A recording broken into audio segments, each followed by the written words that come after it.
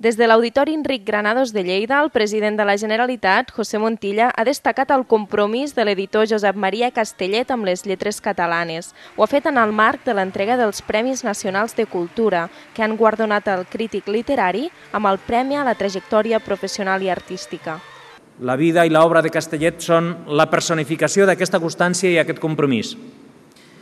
Juntament amb Barral, Gil de Biedma, Ferrater, Sacristán, Comín i d'altres, Castellet forma part d'una generació que va trobar en la cultura i la paraula el camp més idoni i l'arma més adequada per lluitar contra la manca de drets i llibertats a Catalunya.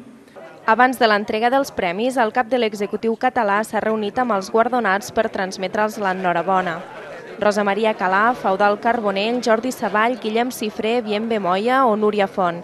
Aquests han estat alguns dels premiats i les categories periodisme, pensament i cultura científica, música, còmic, cultura popular i dansa.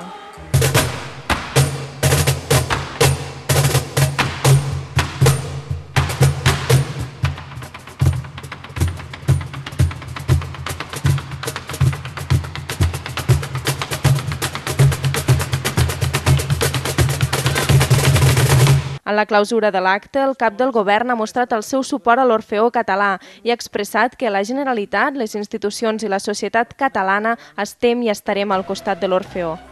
Finalment, ha recordat la pianista Alicia de la Rocha, que ha descrit com una de les millors ambaixadores del nostre patrimoni cultural.